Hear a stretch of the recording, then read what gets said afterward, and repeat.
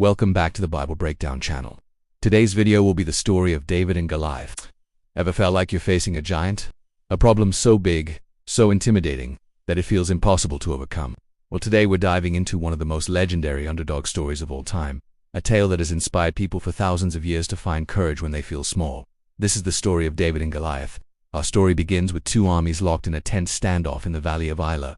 On one side, the army of Israel, led by King Saul. On the other, their sworn enemies, the Philistines.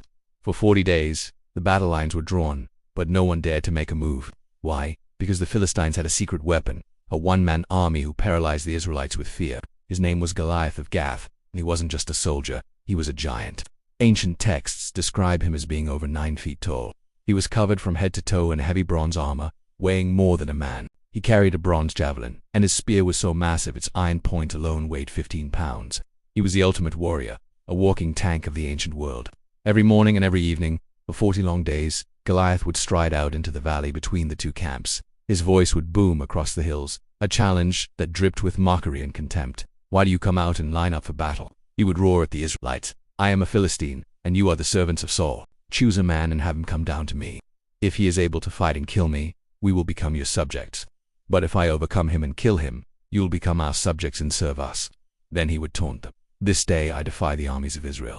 Give me a man and let us fight each other."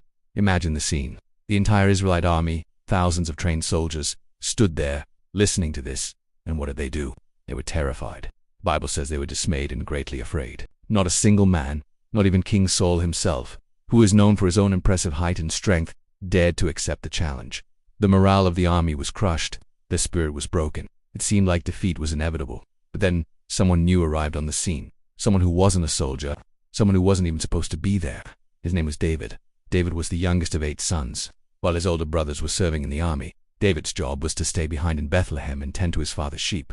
He was just a shepherd boy, probably a teenager. One day his father Jesse told him to take some food roasted grain, bread, and cheese to his brothers at the battlefront and to check on how they were doing. So David set off a boy on an errand, completely unaware that he was walking toward his destiny.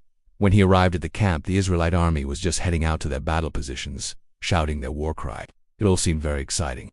But then, the excitement died, and a familiar dread filled the air. Goliath stepped forward and issued his daily challenge. As the giant's voice echoed through the valley, David watched in disbelief as the seasoned Israelite soldiers ran away in fear. He couldn't understand it.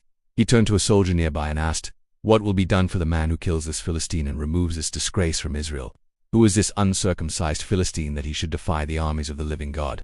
David's words were filled with a righteous anger that the other soldiers lacked. But his oldest brother Eliab overheard him and became angry. He accused David of being arrogant and neglecting his duties with the sheep. He essentially told his little brother to go home, that he didn't belong on a battlefield. But David wasn't deterred. He knew this was about more than just a fight. It was about the honor of his people and his God. He kept asking the soldiers about Goliath, and his passionate words eventually reached the ears of King Saul. Intrigued, the king sent for him. When David, a young shepherd, stood before King Saul, the ruler of the nation, he spoke with unwavering confidence.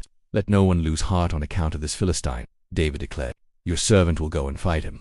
Saul looked at him, a boy with no armor, no military training, and said what everyone else was thinking. "You are not able to go out against this Philistine and fight him. You are only a young man, and he has been a warrior from his youth." It was a logical, reasonable assessment. This was a suicide mission. But David had a different kind of resume. He didn't have battlefield experience, but he had faced life-threatening danger before. He told Saul, "Your servant has been keeping his father's sheep. When a lion or a bear came and carried off a sheep from the flock, I went after it, struck it, and rescued the sheep from its mouth. When it turned on me, I seized it by its hair, struck it, and killed it. Your servant has killed both the lion and the bear. This uncircumcised Philistine will be like one of them, because he has defied the armies of the living God. The Lord who rescued me from the paw of the lion and the paw of the bear will rescue me from the hand of this Philistine." David's confidence wasn't in himself, it was in his God. He had seen God's faithfulness in the quiet pastures, and he knew that the same God was with him in the valley of battle. His faith moved King Saul. The king finally relented, saying, "Go, and the Lord be with you." Saul then tried to equip David for the fight. He dressed him in his own royal tunic, put a coat of armor on him and a bronze helmet on his head. David strapped on the king's sword and tried to walk around, but it was no use. He was a shepherd, not a knight. The armor was heavy, unfamiliar, and restrictive. He told Saul, "I cannot go in these, because I am not used to them." So, he took them all off. Instead, David armed himself with what he knew. He walked to a nearby stream and chose 5 smooth stones. placing them in the pouch of his shepherd's bag. In his hand, he held his shepherd's staff and his sling. That was it. A staff, a sling, and 5 small stones. With these simple tools, he walked out into the valley to face the giant. When Goliath saw David approaching, he was insulted. He looked at the young boy with his ruddy cheeks and simple shepherd's tools and felt nothing but contempt. "Am I a dog, that you come at me with sticks?" he bellowed, and he cursed David by his gods. "Come here," Goliath roared, "and I'll give your flesh to the birds and the wild animals." Goliath's confidence was in his size, his strength, and his weapons. He saw a boy. David's confidence was in his God. He saw an obstacle that God would help him overcome. David's reply has become one of the most famous declarations of faith ever spoken. He shouted back, "You come against me with sword and spear and javelin, but I come against you in the name of the Lord Almighty, the God of the armies of Israel, whom you have defied. This day the Lord will deliver you into my hands, and I'll strike you down and cut off your head. This very day I will give the carcasses of the Philistine army to the birds and the wild animals, and the whole world will know that there is a God in Israel. All those gathered here will know that it is not by sword or spear that the Lord saves, for the battle is the Lord's, and he will give all of you into our hands." With that, the time for words was over. Goliath moved in for the kill, a mountain of muscle and bronze, but David didn't hesitate, he didn't retreat. He ran quickly toward the battle line to meet him. As he ran, he reached into his bag, took out a stone, placed it in his sling, and began to whirl it around his head. A sling is not a toy. In the hands of an expert, it's a lethal long-range weapon, capable of launching a projectile at over 100 miles per hour. David had spent countless hours practicing, protecting his flock from predators. This was his skill. He let the stone fly. It sailed through the air with incredible speed and precision, a tiny missile against an enormous target. It struck the giant squarely on the forehead, the one small area not protected by his helmet.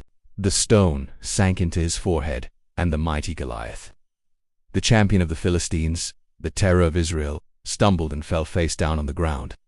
The shepherd boy had defeated the giant. David ran and stood over him. Since he had no sword of his own, he drew Goliath's massive sword from its sheath and used it to end the giant's life, fulfilling the promise he had just made. When the Philistines saw their hero fall, their courage evaporated. They turned and ran, and the Israelites, who had been cowering in fear just moments before, let out a mighty roar and charged after them, chasing them all the way back to their own cities. A great victory was won that day. The story of David and Goliath is so much more than a simple underdog tale. It's a powerful lesson about courage, faith, and perspective. The Israelite soldiers saw a giant that was too big to fight. David saw a target that was too big to miss. He faced his giant not with conventional weapons or his own strength, but with faith in something bigger than his fear. He used the unique skills he had, the ones he had perfected in obscurity, to achieve an extraordinary victory. So, the next time you're facing a giant in your own life, whether it's a challenge at work, a personal struggle, or a daunting goal, remember David. Don't focus on the size of your giant. Focus on the size of your God. Don't be discouraged by what you lack. Use the unique skills and strengths that you have. Sometimes, the greatest victories come from the most unexpected places. Thanks for watching today. If this story inspired you, please hit that like button and subscribe for more content that dives deep into the stories that have shaped our world. Let me know in the comments what giant you're facing, and let's encourage one another. See you next time.